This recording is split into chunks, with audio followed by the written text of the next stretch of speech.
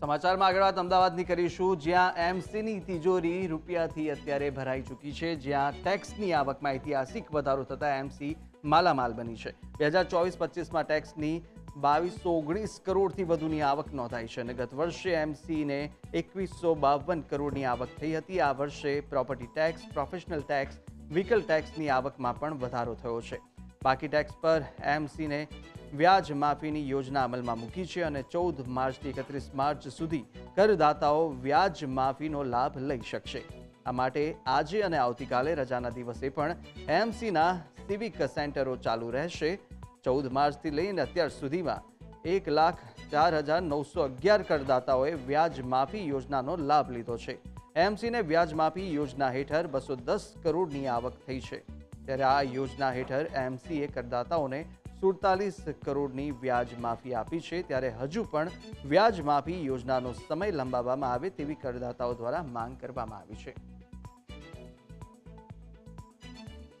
14 માર્ચથી 31 માર્ચ સુધીની જે યોજના હતી તે આ રજાના દિવસે પણ સિવિક સેન્ટરો ચાલુ છે।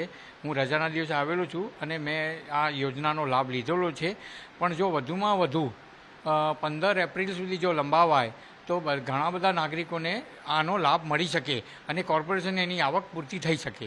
ચાલુ વર્ષે એએમસીના ટેક્સ વિભાગને ઐતિહાસિક ટેક્સની આવક છે તે થઈ છે।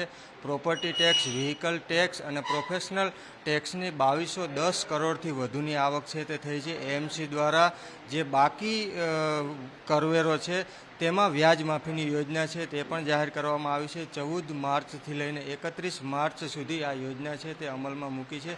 ત્યારે આજે રવિવારની રજા હોવા છતાં પણ શહેરના તમામ સિવિક સેન્ટરો છે તે ચાલુ રાખવામાં આવ્યા છે। વધુમાં વધુ લોકો છે તે વ્યાજ માફીની યોજનાનો લાભ લઈ શકે તે માટે આ નિર્ણય કરવામાં આવ્યો છે અને આવતીકાલે પણ શહેરના તમામ સિવિક સેન્ટરો રજા હોવા છતાં પણ ચાલુ રહેશે।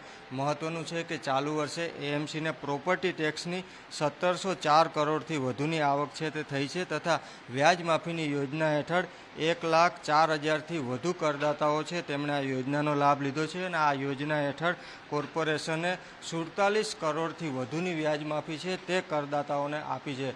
કોર્પોરેશનને આ યોજના હેઠળ 210 કરોડથી વધુની આવક છે તે આવક થઈ છે। ત્યારે આ વખતે કોર્પોરેશનને ટેક્સની જે ઐતિહાસિક આવક છે તે થઈ છે। કેમેરામેન કલ્પેશ રાણા સાથે દીપેન પઢિયાર, ન્યૂઝ કેપિટલ, અમદાવાદ।